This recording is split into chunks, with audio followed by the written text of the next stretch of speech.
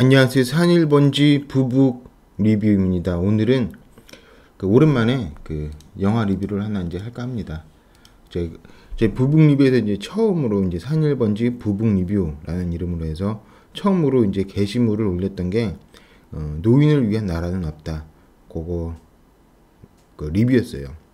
노인을 위한 나라는 없다. 이제 안톤 시거라는 이제 살인마가 나오는 영화였고, 모스라는 이제 등장인물이 나왔고, 또 토미리 존스 이렇게 나와가지고 된 영화였는데, 이제 그때 내용을 좀 이제 질질 끌면서 이제 얘기를 이제 드렸습니다. 그 정도 이제 제가 좋아했던 영화였고, 그런 리뷰가 안 보였기 때문에 이런 리뷰는 이제 있어봐야 되겠다라고 해서 이제 보여드린 이제 영화였어요. 리뷰한 영화였습니다. 근데 그 노인을 위한 나라는 없다. 그때 이제 질질 좀 끌면서 이야기를 했는데, 핵심은 뭐냐면은 안톤 시거가 돼야 된다라는 거예요. 거기서 여러 등장인물이 등장을 하지만은 안톤 시거는 계산을 하지 않습니다. 안톤 시거는 그 돈가방이 자기한테 온다고 믿은 사람이에요. 예정론자예요, 사실상. 근데 모스 이런 분은 거기서 모스 이제 돈가방 갖고 이제 도망갔던 사람 있잖아요. 그 사람은 리스크를 짊어지는 사람인 거죠. 리스크를 짊어졌다. 계산을 한다는 거죠. 계산을 했고, 토미 리 존스 보안관은 리스크를 계산을 하고 리스크를 짊어지지 않은 거죠. 위험 회피 성향인 거죠. 그에 반해서 안톤 시거는 계산 자체도 하지 않고 그냥 자기가 믿는 거예요. 그런 성격이 필요하다, 이런 류로 이제 이야기를 했습니다. 오늘 영화는 국가부도의 날이라는 이제 영화입니다. 요걸 이제 리뷰를 해보도록 할게요. 영화 자체는 노인을 위한 나라는 없다라는 영화처럼 완성도가 있는 영화는 아닙니다. 영화 자체적으로 완성도가 있고, 깊은 의미를 드러내는 그런 건 아니고, 그때 우리의 모습, 어떤 현대사니까 거기서 어떤 담아낸 어떤 좀, 한편으로는 아련함, 그 다음에 실질적으로 경험하셨던 분들은 좀 이제 슬픈 거, 그런 거를 이제 느낄 수 있는 이제 영화죠. 근데 그런 영화 리뷰는 이제 많겠고요.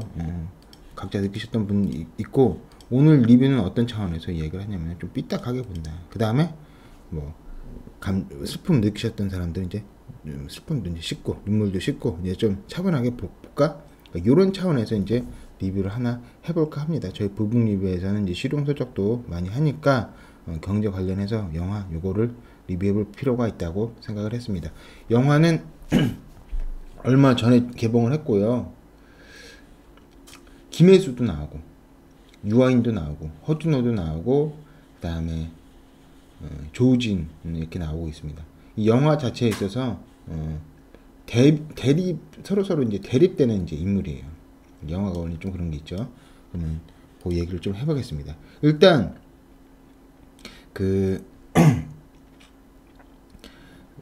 당시에 경제 위기가 이제 온다 안 온다를 갖고 정부의 그 이야기를 믿었던 사람과 믿지 않았던 사람이 있어요. 믿지 않았던. UI는 위기에 투자하겠습니다. 그러니까 국가가 위기는 없다, 이거를 이야기한다 한들 나는 안 믿겠다, 이런 거고, 이 허준호는 이제 믿었던 거예요. 믿었던 거. 이제 그렇게 얘기하면 이제 믿었고 안 믿었고, 의심 많고 뭐 믿음이 좋고 뭐 이렇게 되겠지만은, 바꿔 이야기를 하자면은 UI는 금융 지식이 있던 사람인 거죠. 허준호는 금융 지식이 없던 사람인 거예요. 이것도 삐딱하게 볼 필요가 있어요. 허준호 무조건 선하다? 그건 아닌 거죠. 허준호가 무조건 선한 건 아니죠. 그렇게 이제 영화는 그리고 있지만은, 그렇게 보기를 이제 강요하고 있지만은 삐딱하게 볼 필요가 있다. 그 다음에 또 하나 대립적인 인물은 이 조우진이랑 이제 김혜수죠. 이거는 조우진은 주류 관료, 재정국 차관이라고 되어 있는데 주류 관료라고 할 수 있고요. 김혜수는 비주류 관료라고 할 수 있어요. 근데 이 사람 의도대로 거기 이제 갔다. 그렇게 얘기를 할 수 있고, 뭐 영화에서는 이 사람이 어떤 나름의 약간 사회 추구가 나라를 더 힘들게 만든 게 아니냐, 서민을 뭐 그런 식으로 이제 이야기하고 있고 이제 강요를 하고 있어요. 그다음에 김혜수는 뭐 알 권리 얘기를 하고, 그다음에 IMF 요구 조건이 뭐 심하다 이런 식으로 이제 얘기를 하면서 이제 딴지를 거는, 반대를 하는 그런 이제 역할로 이제 나옵니다. 그래서 영화 리뷰 제목은 뭐냐면은 영화 리뷰 국가부도의 날, 영화 국가부도의 날도 믿지 마라 이렇게 얘기를 하고 제가 적었습니다. 무슨 이야기냐? 영화 말미에서 허준호가 면접을 보러 가는 자기 아들에게 그 누구도 믿지 말라라는 이제 취지로 이야기를 해요. 누구도 믿지 말라고. 그래서 그거를 비틀어서 이제 이야기를 합니다. 그러니까 누구도 믿지 마라. 그래, 맞아. 동의를 하는 거예요. 그런 다음에 그러니까 이 영화 자체도 믿지 마. 이 영화가 암시하는 것도 믿지 마. 이렇게 얘기를 하고 있는 겁니다. 그래서 제목을 그렇게 하고 좀 삐딱하게 보겠다는 이야기죠. 그 다음에 마디는 5마디 정도. 미국 영화 빅쇼트의 벤치마킹. 영화 빅쇼트를 이 영화는 따라 했어요. 그 다음에 두 번째, 유아인에게 배울 점은, 유아인은 금융지식이 있던 사람이죠. 그 허준호는 금융지식이 없던 사람이고, 허준호는 과연 선한가? 이제 이것도 이제 보고, 김혜수의 국가 부도가 과연 옳은 선택이었을까? 요것도 이제 이야기를 했는데, 그 다음에 제목의 비밀, 국가 부도의 날. 요것도 삐딱하게 한번 봐서 이제 한번 비틀어 보겠습니다. 그래서 미국 영화 빅쇼트 벤치마킹. 이 빅쇼트는 굉장히 미국 영화가 있어요. 이제 금융 영화인데 경제에 관련해서 영화로 만들었는데 이게 이제 딱딱하죠. 딱딱한데 나름대로 재미있게 나왔고, 브래드 피트도 나오고, 라이언 고슬링, 라라랜드 나온 사람, 그다음에 크리스찬 베일, 배트맨 이게 많이 나왔어요. 그래서 요 금융위기 2008년 미국발 금융위기 있잖아요. 2008년 미국 금융위기 때 이 4명의 사람들이, 금융계에 종사했던 4명의 사람들이 어떻게 생활을 했는지 그 모습을 잘 보여주고 있어요. 보여주고 있다. 근데 그거를 이제 따라하는 게 이제 요거죠. 근데 여기서는 이제 한 명이 이제 더 들어간 거죠. 근데 사실 4명 이렇게 해서 구성도 비슷하다. 그래서 영화 많이 보신 분들은 빅쇼트를 다 떠올리셨을 거다 이렇게 생각을 합니다. 그런데 빅쇼트에 있어서는 영화를 굉장히 좀 차갑게 드라이하게 다뤘어요. 근데 우리 한국 영화는 국가부도의 날은 선악 개념으로 몰고 가서 다소 유치합니다. 그래서 양념을 많이 했다. 그래서 영화 감독 뭐 이런 분들이 빅쇼트가 좀 딱딱하더라. 그래서 좀 양념을 쳐야겠다 이렇게 생각하셨을 수도 있죠. 그리고 한국 사람들은 이렇게 하면은 안 봐. 이렇게 양념을 더 쳐야지 봐. 이렇게 나름대로 뭐랄까 무시하셨을 수도 있죠. 한국 사람들이 좀 이제 멍청하니까 뭐 이런 식으로 생각하실 수도 있죠.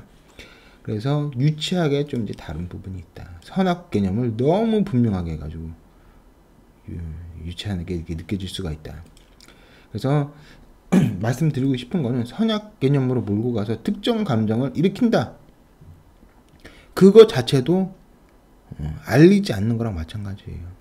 특정 감정에 빠지게 해서 다른 생각을 못하게 하고, 다른 시각을 갖지 못하게 하고, 다르게 바라보지 못하게 하는 거. 그것도 또 다른 속임수일 수 있다. 그래서 분노할 게 아니라 이해를 해야 되고, 그리고 뭐 분노할 게 아니라 금융지식을 쌓아야 되는데 그냥 분노하면 끝, 제 탓이야. 이렇게 하면 이제 되겠습니까? 그래서 그냥 제 탓이야. 그냥 감정적인 뭐 이제 카타르시스 느끼셨던 분들은 느끼시고 그 이후에 더 얻을 거를 이제 고민하신 분들은 이제 이 리뷰를 들으시면서 같이 생각해 보시는 게 필요한 거죠.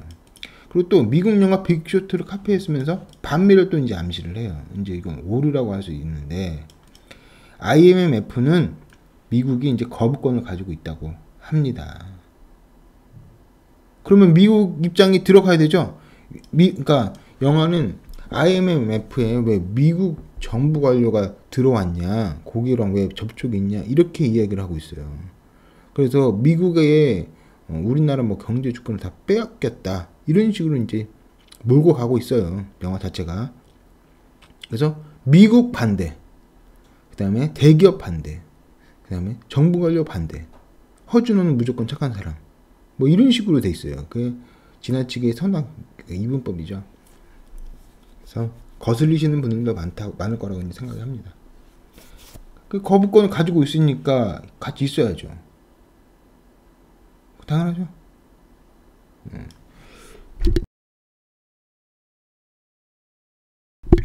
그래서 그런 오류가 있다. 그 다음에 유아인에게서 이제 배울 점은, 그때 IMF 때 그 위기를 겪고 힘드신 분들이 당연히 있죠. 그렇지만 그렇다고 해서 그 부분까지 뭐 우리의 부모님 뭐이라고 해서 무조건 받아들여야 되느냐? 그건 또 아닌 거죠. 건설적인 부분을 받아들이고 고칠 부분을 고쳐야지 이제 앞으로 나아갈 수 있는 거잖아요. 로버트 기요사키의 그 이야기가 인상 깊은 부분은 뭐냐면은, 부자 아빠 가난한 아빠인데 자기 친아버지는 가난한 아빠예요. 그렇지만은 기요사키 그 사람은 가난한 아빠의 실수를 하지 않겠다라는 거예요. 그래서 책 제목이 부자 아빠 가난한 아빠입니다. 그런 태도가 필요하죠. 그래야지 성장을 하는 거니까. 그래서 유아인과 허준호가 있다고 할 때 감정적으로 동정심이 이제 일으키는 거는 허준호죠. 하지만 보고 배울 점은 유아인이다. 유아인은 평소에 금융지식을 많이 쌓아놨다. 허준호는 그렇지 않았죠. 그래서 유아인에게 이제 보고 배울 점이 있다, 이렇게 말씀드리고, 근데 좀 이제 영화적으로 이제 단점이 뭐냐면은, 유아인이 빅쇼트에 비해서 그 근거 수집이 좀 너무 약해요. 그냥 라디오에서 나오는 사연 듣고, 그리고 라디오에서 그 엽서 그 막 들고 왔더라고요. 영화 보신 분은 알겠지만은, 그러니까 경제가 이제 안 좋아지니까 사람들이 안 좋아요 사연을 그 라디오에 많이 보냈습니다. 거기서 한두 개가 방송이 됐고, 그거를 유아인이 듣고 방송국에 찾아가서 그 엽서를 다 갖고 왔어요. 그 엽서 그렇게 다 갖고 와도 됩니까? 그게 이제 일단 의문이고, 좀 아니지 않아요? 거기에 이제 주소도 적혀 있을 거고, 그 사람한테 보낸 건 아니잖아요. 유아인한테 보낸 거 아닌데 왜 유아인한테 주느냐? 안 되고. 그냥 방송 하나 듣고 뭐 이제 위기다 이렇게 판단한 거 좀 약하다. 영화 빅쇼트에서 보면은 부동산 거품이라는 거를 일일이 확인을 합니다. 그래서 당시 미국의 부동산 거품이 있었다. 그리고 한국 지금과 차이가 있다. 그러니까 미국 부동산 거품이 있었으니까 한국도 무조건 있을 거다, 이게 아니죠. 그때 어느 정도 수준인지를 보면 한국은 그나마 이제 안전하구나 이렇게 판단할 수가 있지 않습니까? 당시에 미국은 영화에서 보면은 강아지 이름으로도 대출을 해줬어요. 그렇게 엉성하게 대출을 해줬다. 한국은 그 정도는 아니죠. 그것보다 이제 탄탄하다. 그 다음에 당시 미국에서는 100%까지 대출을 해줬어요. 무슨 말이냐? 집이 1억이면 1억까지 대출을 해줬습니다. 심지어 집이 1억이면 1억 500만 원까지 대출을 해줬어요. 그에 비해서 한국은 그 정도까지는 아니죠. 그래서 이제 안전하다. 또 영화적에서 이제 단점이라는 거 할 수 있는 건 유아인. 그러니까 유아인에게서 배울 점을 하면서 유아인 얘기하는 거예요. 유아인 관련된 내용. 유아인이 사람들을 여기서 이제 설득을 해요. 그래서 2명 정도를 설득을 해서 어르신 한 분과 그 다음에 날라리로 보이는 20대 한 분을 이제 설득을 해서 같이 공격적인 투자를 합니다. 위기에 베팅을 하는 거죠. 근데 유아인이 어디 이제 난리가 난 이제 사무실에 이제 들어가서 사람들이 막 울고불고 하고 있고, 이제 위기가 이제 확실히 온 거죠. 그러니까 거기서 20대 날라리가 좋아합니다. 그리고 갑자기 유아인이 때려요. 그 날라리를, 20대를. 자기 이제 고객인데도, 투자자인데도. 그 이해가 안 된다. 왜 때리는지. 이 부분도 빅쇼트를 떠올리게 하는 부분이에요. 빅쇼트에서 브래드 피트가 자기 밑에 신참내기 2명과 함께 위기에 베팅을 해서 큰 돈을 법니다. 근데 돈을 벌었다고 신참내기가 좋아하는 거예요. 그러니까 브래드 피트가 거기서 화를 냅니다. 그거를 떠올리게 하는 장면인데 너무 터무니가 없다. 왜 때리는지 이해를 할 수가 없다. 고객인데 때린다. 이해가 안 되죠. 현실성이 굉장히 결여된 부분. 그 다음에 또 하나, 유아인이 이제 20년 후가 돼서 이때 성공을 해서, 위기를 이용해서 성공을 해서 20년 후가 돼서 다시 이제 큰 기업을 이제 운영을 하고 있는데, 그때 20년 후가 지났으면은 머리가 희끗희끗해서 좀 나이가 들어야 되지 않습니까? 근데 20년 전 그대로의 모습이다. 김혜수는 뭐 머리도 이제 희고 그랬는데 유아인은 전혀 변한 게 없어요. 그런 것도 잘못됐다. 그 다음에 삐딱하게 좀 보는 거죠. 허준호는 과연 선한가? 허준호는 그 영화상 취지에 영화의 취지상 허준호는 처음엔 착했지만은 IMF를 겪으면서 좀 표독스러워지고, 그다음에 핫산 외국인 노동자한테 빨리빨리 해 뭐 이런 식으로 큰 소리 치고 그런 걸로 나오죠. 그러면 이제 허준호는 IMF를 겪으면서 선하다가 이제 조금 뭐 시대에 찌들어진 그런 사람을 그리는 거죠. 이제 클린턴 이스트우드 용서받지 못한 자, 요것도 명화라고 할 수 있는데, 요거에서 보면은 그 주인공이 성격이 변하진 않아요. 성격 자체는 변하지 않고 처음 그 모습에 이중적인 모습이 다 들어있는 거예요.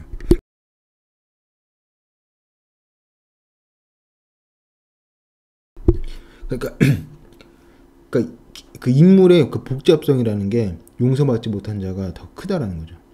주인공이 그냥 단순히 현상감을 노리기 위해서 쭉 움직이는데, 그게 아주 뭐 사악한 면이라고 했으면 사악한 면, 그럼 또 선한 면이라고 했으면 선한 면이 같이 맞물리면서 인간의 모습으로 쭉 그려져요. 근데 허준호는 처음에는 그냥 천사였다가 나중에는 그냥 뭐 악마 뭐 이런 식으로 좀 이렇게 그려진다. 너무 좀 표피적이다, 표면적이다, 이렇게 인물 구성이 그렇게 되어버렸다. 그게 이제 영화상에서 아쉬운 부분이고, 또 하나 공부 안 하는 허준호, 경제 위기가 뭐 심각하다, 좀 뭐 안 좋은 부분이 있다라고 라디오 방송이 나옵니다. 그때 허준호가 뭘 하냐면은 방송을 딴 데로 틀어요. 그러니까 공부를 안 하는 거예요. 자기가 지금 기업을 이끌고 있는데 중소기업 사장이거든요. 그릇을 만드는. 그럼 자기한테 딸린 식구들이 있을 거 아니에요. 그럼 책임감을 느끼고 공부를 해야 되는데 공부는 하나도 안. 그리고 뭐를 하냐면 DOC와 춤을 이걸 듣습니다. 라디오를 딴 데로 들어서. 그러면서 좋네 뭐 이렇게 얘기를 하더라고요. 허준호가 얘기를 했나? 그래서 뭐 할아버지 할머니와 춤을 춰요 막 이런 거 있잖아요. 그거를 듣고 있다. 경각심을 갖는 게 아니라. 그리고 보면 뭐 밥 먹으면서 해태 야구 보고 있고 위기가 막 이렇게 있고 그런데, 그래서 공부 안 한다. 이건 이제 반성해야 되는 거죠. 그리고 청탁하는 허준호. 김혜수랑 허준호랑 남매거든요. 허준호가 김혜수한테 청탁을 합니다. 근데 청탁 결과는 어땠는지 이제 알 수는 이제 없고, 여러 가지 받아들여줬다, 뭐 안 받아들여줬다. 근데 영화상 그 김혜수는 선한 사람으로 나오기 때문에 뭐 안 했다고 이제 나오는 식으로 이제 얘기가 되겠죠. 이제 그래서 은행 네가 높은 사람 많이 알잖아. 김혜수야, 나 허준호한테 대출 좀 할 수 있게 해줘. 뭐 이렇게 얘기를 해요. 근데 그때 김혜수는 사직서를 내고 나오는 중이었죠. 그래서 김혜수가 이제 거기서 이제 또 웁니다. 그 다음에 요건 이제 독특한 부분입니다. 이제 사업이 어려워지니까 허준호가 임금을 제때 주질 못해요. 그래서 밑에 있는 직원이 허준호한테 와서 상황이 어때요? 어렵습니까? 괜찮아요? 이렇게 얘기합니다. 그러니까 허준호가 걱정하지 마 이렇게 얘기를 해요. 이런 식으로. 그거는 이제 우리가 뭐 받아들이는 거죠. 왜냐 허준호가 워낙 착하게 이제 그려지니까. 근데 또 김혜수랑 이제 정부 결정, 이제 조우진이랑 이제 차이인데, 알 권리 차원에서 김혜수가 국가 이제 위기 상황이라는 거를 알려야 된다고 이야기를 해요. 그러니까 조우진이나 이제 주류에서는 그럴 필요가 없다라고 이야기를 합니다. 그래서 정부 결정은 뭐냐? 위기는 없다라고 계속 이야기를 해요. 그러면 우리 이 정부 결정을 보면서 느끼는 건 뭐냐면은, 영화가 강요하고 있는 건 뭐냐면은 이 정부 결정이 잘못됐다라는 거죠. 그럼 우리는 모순을 발견할 수 있어야 돼요. 허준호도 우리 괜찮아 이렇게 얘기를 했죠. 이렇게 결정하고 이렇게 얘기했죠. 정부도 우리 괜찮아 계속 그렇게 얘기를 했죠. 둘 다 같은 태도죠. 둘 다 같은 태도잖아요. 같다. 혼란 방지 목적을 위해서 둘 다 얘기를 안 한 거죠. 안 한 거죠. 근데 이걸 무조건 삐딱하게 본다? 그래서 정부 결정, 그때 당시 정부 결정은 잘못됐다? 잘못됐다고 할 수 있죠. 그럼 허준호 결정도 잘못됐다고 이야기를 해야 되죠.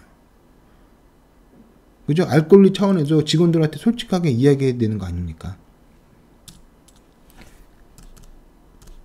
그죠? 이런 부분에서 삐딱하게 볼 수 있다. 충분히. 그래서 허준의 결정도 잘못됐고 정부 결정도 잘못됐고 이렇게 얘기를 하던가, 정부 결정은 잘못되지 않았고 허준의 결정도 잘못되지 않았다 이렇게 얘기를 하던가, 그렇게 뭐 위기다 이렇게 더 얘기를 했으면 오히려 더 큰 혼란이 왔을 거다. 안 다쳤을 사람도 다쳤을 거다. 피해 입지 않았을 사람도 피해 입을 수 있었다. 이렇게 볼 수 있는 거죠. 그다음에 누구도 믿지 마라. 영화도 이제 믿어서는 안 됩니다. 영화가 제시하는 답안이 있어요. 이거를 답안을 제시하지 않았으면 더 좋은 영화가 됐을 텐데 이 답안을 제시하고 있기 때문에 좀 유치해졌다. 김영삼 잘 보세요. 어떤 사람이 총을 사왔어요. 그리고 어떤 사람이 총을 발사했어요. 그래서 사람이 죽었습니다. 총을 사온 사람이 잘못했을까요? 총을 발사한 사람이 잘못했을까요? 무슨 말이냐? IMF 요구가 심했다. 그래서 서민들이 다쳤다. 이 얘기를 했잖아요. 그때 IMF 요구 조건을 들여온 게 이제 김영삼 정부죠. 그때 김영삼 정부죠. 김영삼 정부에서 김대중 정부로 넘어갈 때. 그래서 이때 당시 관료나 이때 당시 대기업을 이제 욕하는 영화지만 보세요. 이때 총을 사왔어요. IMF 총을. 그러고 나서 김대중 때 그 집행을 한 거죠. 그걸 시행을 한 거죠. 그 총을 발사한 사람은 누구냐? 김대중인 거죠. 그래서 IMF 요구가 잘못됐다라고 했을 때, 잘못됐다고 요구했을 때, 그 잘못된 요구 총을 갖고 온 사람은 김영삼 일지언정, 그 총을 발사한 사람은 김대중이라는 거예요. 그럼 이 사람은 보수고, 이 사람은 진보다. 근데 보수라고 또 이제 보기 애매하다는 사람도 있어요. 왜냐면은 김영삼 대통령은 관치경제 박정희 탓하면서 당시 IMF 책임을 또 이제 박정희 탓으로 들기도 했거든요. 그래서 김영삼 대통령은 박정희를 싫어해요. 같은 보수라고 하지만 또 달라요. 김대중 대통령은 당시 뭐 대우 해체죠. 근데 김대중 때잖아요. 이현재 이를 동원해서 대우 해체. 그러니까 당시 총을 사온 사람은 김영삼이고, 그러니까 IMF 요구가 잘못됐다고 할 때, 가혹하다고 할 때 총을 발사한 사람은 김대중이다. 이명박 때 그때 IMF 그 요구 조건이 좀 심했다, 너무 가혹했다, 이렇게 이제 문제 제기를 합니다. 이명박 때 IMF한테 그래요. 그러니까 IMF가 좀 심했다 인정을 했어요. 그 부분 인정을 했어요. 그러니까 영화에 일리는 있는 거죠. 일리는 있다. IMF가 그거 얘기를 했거든요. 제가 좀 심했다고. 그것도 여기서는 안 했지만 그 기사를 더보기 거기에다가 넣어볼게요. 링크를. 그렇게 했다. 이제 그렇게 일리는 있지만은 과연 거기서 어떻게 했을지 그건 이제 결과론적인 이야기인 거예요. 제가 A를 선택을 하고 B를 선택을 했는데 A의 단점이 있어요. 또 A의 장점이 있어요. B에는 또 장점이 있어요. 또 단점이 있어요. 근데 A를 선택을 한 거예요. A를 선택하니까 장점은 안 보이는 거죠. 그리고 단점만 보이는 거죠. 서민이 좀 힘들어지고 허준호 같은 사람이 좀 팍팍해지고 단점이 보인다. 단점이니까 이제 쉽게 보이는 거죠. 하지만 장점은 우리가 IMF로 와가지고 극복을 해냈잖아요. 거기서 이제 장점이 있었을 수도 있잖아요. 그거는 왜 이제 고민을 안 하냐는 거예요. 자본주의 있어요. 자본주의의 단점은 많이 얘기하죠. 장점은 너무나 이제 산소나 뭐 물처럼 당연하다고 생각하니까 장점은 생각을 안 해요. 단점만 본다. 자본주의. 만약에 우리가 그 당시에 IMF를 안 갔으면은 더 심각해졌을 수도 있다. 그건 이제 모르는 거예요. 근데 일방적으로 IMF 요구 조건이 가혹하다, 그런 견해가 있지만은 그런 견해도 이제 들어볼 수는 있지만은 그걸 갖고 한 방향으로 원사이드하게 얘기를 할 수 있느냐? 그거는 이제 좀 무리하다. 이렇게 생각이 됩니다. IMF로 안 갔으면은 그 요구 조건 안 받았으면은 더 심각해질 수도 있죠. 그럼 모르는 거죠. 그러면 김혜수의 국가부도 과연 옳은 선택이었을까?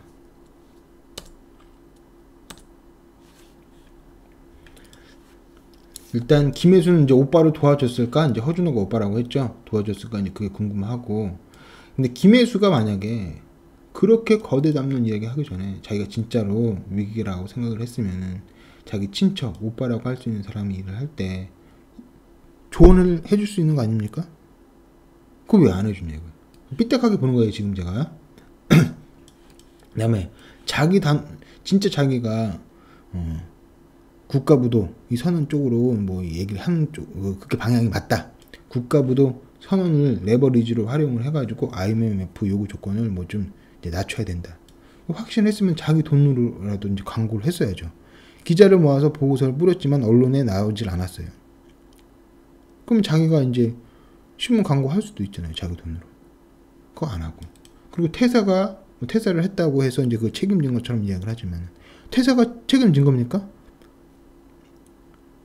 그냥 관료로서 그냥 자기 입장 정리만 한 거죠. 일종의 도피라고 할 수 있고.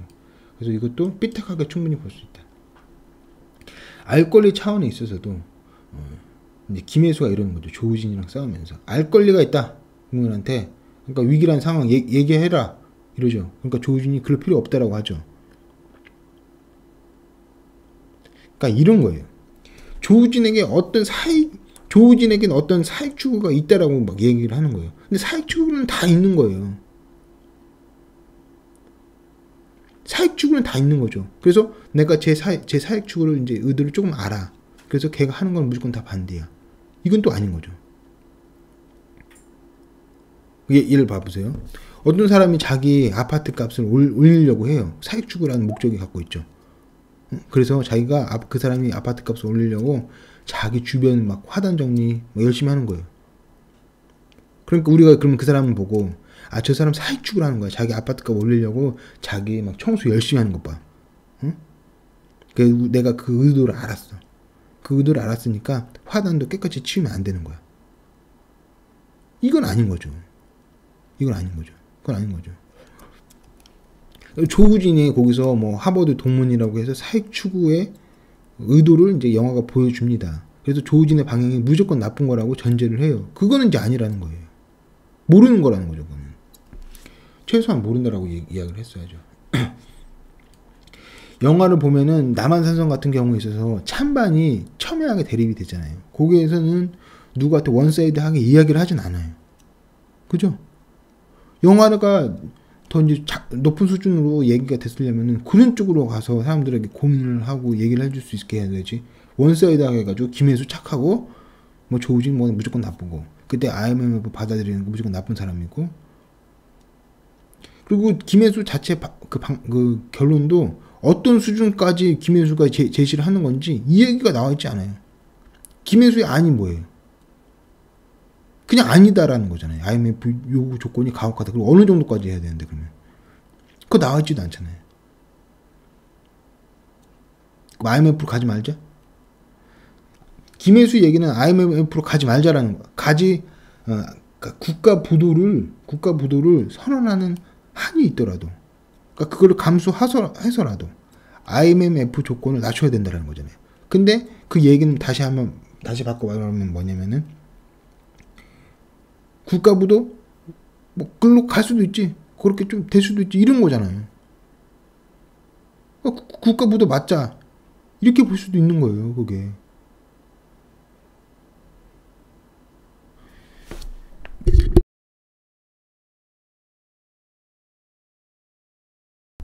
그래서 김혜수가 선의를 갖고 있었지만은 제시하는 대안은 없었다고 봐야죠. 그냥 단지 IMF 요구 조건이 빡빡했다, 이거밖에 없었다. 그리고 김혜수가 보인 행동, 국가부도 선언을 뭐 하자, 모라토리움 선언을 하자, 그것도 위험한 거죠. 국가부도까지 가니까. 그래서 더 심하게 다치면 어떻게 돼요? 더 심하게 혼란에 빠지면 더 많은 사람들이 죽고. 그래서 뭐 딜을 위해서 IMF 욕구적으로 딜을 위해서 국가 부도를 뭐 선언을 하자, 리스크를 감수하자 이야기를 했는데 상황이 더 나빠지지 않았을까? 이런 생각이 당연히 들고 그러니까 의문이다 이렇게 되고 우리가 또 다른 데서 돈을 꺼온다고 그래요. IMF 아니어도 뭐 벗어날 방법이 있을 수 있죠. 근데 우리가 뭔가 안 좋으니까 우리한테 돈이 빠져나가는 거잖아요. 우리가 뭐가 안 좋으니까. 우리가 가만히 있는데 뭐가 돼요? 그것도 이제 설득력이 약하죠. IMF도 안 꺼주는데 다른 나라도 꺼준다? 그리고 아무것도 안 바뀌는데? 힘든 거죠. 가능성이 낮은 거죠. 그래서 우리가 바뀌지 않겠다는데 다른 방법으로 돈을 빌릴 수 있다? 이것도 의문이라는 거예요. 그래서 원사이드하게 이야기를 하면 안 되는 거죠. 원사이드하게 보면 안 됩니다. 원사이드하게 보시면은 허준호가 되는 거예요. 계속 허준호가 되시는 거예요. 그냥 이 새끼들 나쁜 새끼. 그냥 끝. 대기업 그냥 걔네들 전부 가지고 나쁜 새끼 끝. 그게 뭐예요, 그게. 허준호가 되는 거지. 그래서 허준호가 되면 안 된다. 그러면서 이렇게 막 이야기를 여러 개 해보는 거예요. 그리고 진짜 그렇게 해서 국가 부도가 나면 책임 누가 져요? 제가 제목의 비밀 이렇게 얘기를 했어요. 그래서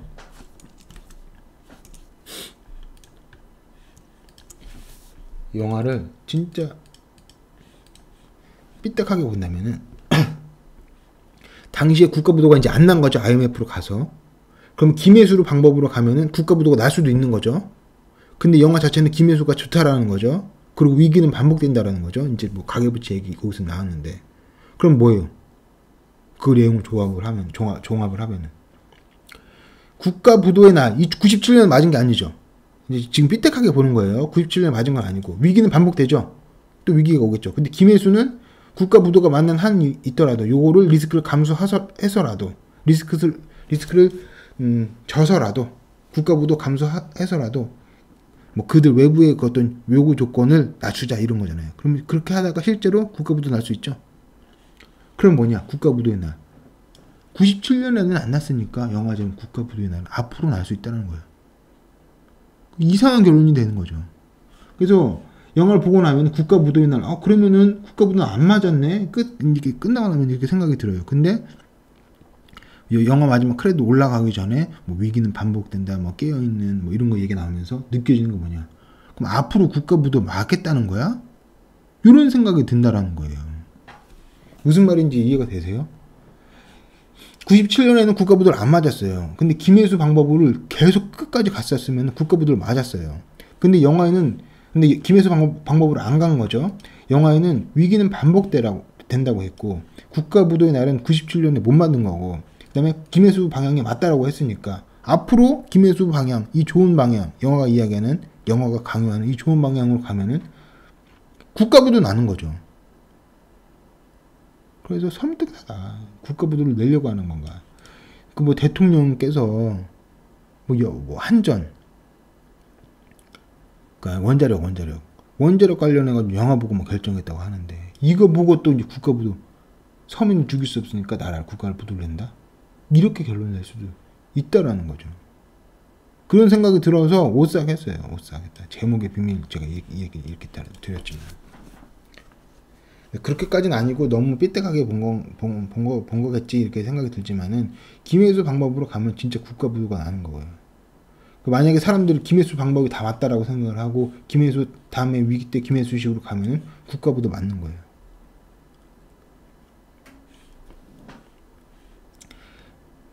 이렇게까지 이제 하겠습니다. 정리를 해보면은요, 김혜수의 방법이 진짜 옳았는지 의문이다. 김혜수 알 권리? 진짜 사회가 더 혼란에 빠졌을 수도 있다. 그리고 김혜수 국가부도를 감수하는 그 태도? 진짜로 그래서 국가부도가 맞았으면 어떡해? 그리고 김혜수가 옳았다고 우리가 계속 생각을 한다면은 다음 위기 때 김혜수식으로 가면 국가부도 맞자는 거야? 답이 아니다라는 거죠. 그다음에 허준호는 과연 선한가? 그렇진 않다.